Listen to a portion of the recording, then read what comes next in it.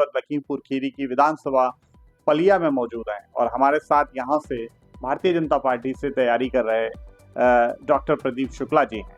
हम उनसे बातचीत करेंगे कि क्या कुछ पलिया की समस्याएं हैं, क्या कुछ उनका विजन है चुनाव के लिए। इन्हीं तमाम चर्चाओं को लेकर आज हमारे साथ मौजूद हैं डॉक्टर प्रदीप शुक्ला जी। बहुत बहुत स्वागत है सर आपका। धन्यवाद रजत जी, आए आपके लिए बहुत बहुत धन्यवाद जी। और सबसे पहले तो डॉक्टर साहब ये बताइए कि आपका जो राजनीतिक सफर अब शुरू कर रहे हैं, तो कहाँ से राजनीतिक सफर की शुरुआत हुई? राजनीति सफर हमारा बहुत पुराना नाता है। हमारे ताऊ लोचनपुर से पंडित मदन लाल शुक्ला जी और हमारे नाना शंभोदयाल मिश्रा जी, ये 8 बार प्रधान लोचनपुर से रहे हैं, लगातार रहे हैं। ताऊ जी बराबर राजनीतिक संरक्षण रूप में कार्य करते रहे और कई गांव, कई बस्तियां उन्होंने लोचनपुर के क्षेत्र में बसाई हैं। हमारे पिताजी श्री सुरेंद्रनाथ शुक्ला जी कई बार ढगना नवदिया गांव के प्रधान भी रहे और सहकारी संघ खुटार के अध्यक्ष भी रहे हैं, और मैं खुद नवदिया मनखंड से प्रधान रहा हूँ और लालपुर सहकारी समिति का अध्यक्ष भी रहा हूँ। तो राजनीति का सफ़र यहीं से शुरू होता है, पिताजी की और ताऊ जी की प्रेरणा से। इस बार मैंने पलिया विधानसभा के बारे में सोचा और माननीय योगी आदित्यनाथ, माननीय प्रधानमंत्री नरेंद्र मोदी जी के विकास के विजन को आगे बढ़ाने के लिए हम पलिया विधानसभा में आए हैं और इसीलिए मैं चुनाव लड़ने की तैयारी कर रहा हूँ। आप पलिया कला विधानसभा जो है उससे भाजपा से तैयारी कर रहे हैं, तो इस विधानसभा से चुनाव लड़ने की प्रेरणा आपको कहाँ से मिली? विधानसभा की प्रेरणा हमारे परिवार, हमारे सभी अपने जनों से मिली, क्योंकि हमारा 137 पलिया विधानसभा हमारी अन्य विधानसभाओं से कम 15 से 20 साल पीछे पिछड़ा हुआ है। हमारा जनमानस बहुत ही परेशान है। मैं जब पूरे क्षेत्र में घूमा, मैंने सबके दुख दर्द को देखा और उसी से एक मन में प्रेरणा जागृत हुई कि हम पलिया विधानसभा से चुनाव लड़ेंगे। और मैं चुनाव की तैयारी आज 3 साल से भी ज़्यादा हो गए। मैं एक एक गांव जाके चौपाल लगाता हूं, हर व्यक्ति की पीड़ा सुनता हूं और उसमें आने वाले चुनाव के बारे में भी सबसे राय लेता हूं। आपकी पार्टी अगर आपको उम्मीदवार बनाती है और आप विधायक बन जाते हैं, तो आपका पलिया विधानसभा के लिए क्या विजन होगा? पलिया में समस्याओं से घिरा हुआ क्षेत्र है, स्वास्थ्य में बहुत पिछड़ा हुआ है, साथ में शिक्षा में बहुत पिछड़ा हुआ है, कोई मार्ग कंप्लीट नहीं है, कोई रास्ताएं मेन लिंक मार्गों से जुड़ा नहीं हुआ है, बाढ़ से भी प्रभावित क्षेत्र है ये। यहाँ पर बिजली की भी समस्याएं हैं। तो हमारी जो डबल इंजन की सरकार है वो हर क्षेत्र में विकास कर रही है। हमारा पलिया पिछड़ा क्यों है? क्योंकि हमारा प्रतिनिधि हमारे जनता की आवाज लेकर लखनऊ नहीं जाता है। अगर वो लखनऊ जाए, आपकी पार्टी से विधायक? हाँ, मेरी पार्टी से हैं, लेकिन जब तक आसपास की विधानसभा आप देख लीजिएगा, आप तो जाते हैं हर जगह, तो आप देखिएगा, आप शाहजहांपुर क्षेत्र देखिएगा कितना विकसित क्षेत्र है। ये हमारा पलिया ही पिछड़ा क्यों है? वहाँ भी तो विधायक है, वहाँ भी तो हमारी सरकार का ही विधायक है, भारतीय जनता पार्टी का ही विधायक है।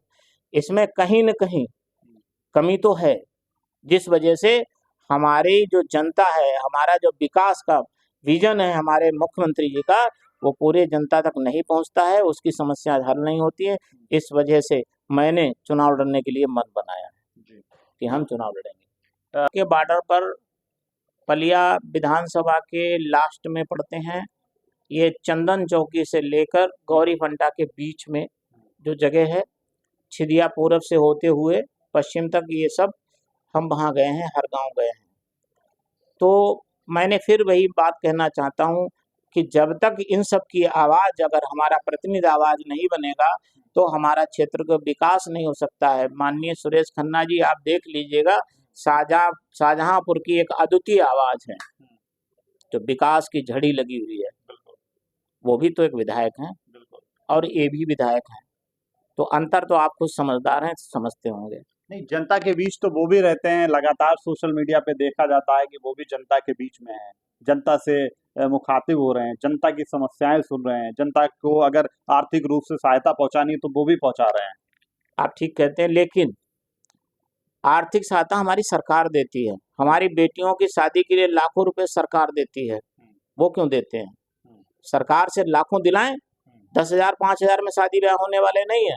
10,000 5,000 किसी को हम अगर कोई बीमारी में देते उससे कोई भला होने वाला नहीं है। उसका भला तभी होगा जब सरकार उनको देगी, मुख्यमंत्री के निजी कोष से और विधायक के निजी कोष से उसको जब लाखों रुपए मिलेंगे तब उसकी बीमारी और उसकी आर्थिक सहायता होगी। तो सरकार से क्यों नहीं दिलाते हैं?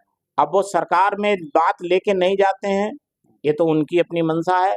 वो जानते हैं कि सर्वोपरि हम ही हैं, बाकी समाज में कुछ है नहीं, सरकार कुछ है नहीं, प्रदेश में कोई मुखिया है नहीं, इसलिए वो सब ये करते हैं अपना। इसका वो तमाशा है और कुछ नहीं है, तमाशा। बस तमाशा बस। आपकी सबसे बड़ी राजनीतिक ताकत क्या है? आपको क्या लगता है कि दावेदार और भी हैं, तो आपको टिकट क्यों पार्टी दे? मौजूदा विधायक भी भाजपा से हैं। मेरी राजनीतिक ताकत मेरी जनता है। 137 पलिया विधानसभा के आम जनमानस जो पीड़ित है वो हमारी ताकत है। वो हमारे लिए लगी है, रात दिन लगे हैं वो लोग, और उन्हीं के आशीर्वाद से मैं 137 पलिया विधानसभा में घूमता हूँ। लगातार आप भी 3 साल से घूम रहे हैं, सोशल मीडिया आपकी भी हमने देखी है, जनता की सेवा भी कर रहे हैं, जनसेवक के रूप में आप पिछले 3 सालों में उभर कर सामने आए हैं। तो इसके पीछे का आप किसको राजनैतिक गुरु अपना मानते हैं, जिसकी जिसकी वजह से आप इतनी प्रेरणा लेकर आगे बढ़ रहे हैं? भारतीय जनता पार्टी में हमको माननीय सुरेश खन्ना जी हमको लाए हैं, और उन्हीं के आशीर्वाद से मैं भारतीय जनता पार्टी की राजनीति में आया हूँ। हमारे प्रेरणा स्रोत हमारे सभी के माननीय श्री अजय मिश्रा टेनी जी हैं, जिन्होंने हमको आश्रय आदेश समझें, चाहे वो हमारे सरपरस्त समझो, उनके निर्देश, उनके पद चिन्हों पर चलने की पूरी कोशिश करता हूँ, और इसीलिए 137 पलिया विधानसभा में मेरा नाम छाया हुआ।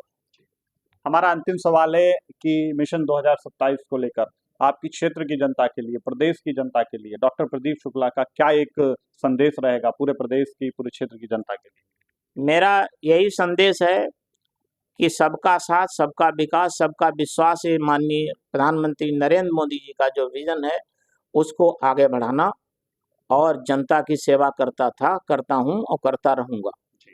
बहुत बहुत धन्यवाद। तो ये थे हमारे साथ पलिया विधानसभा से उम्मीदवारी कर रहे भारतीय जनता पार्टी से डॉक्टर प्रदीप शुक्ला जी।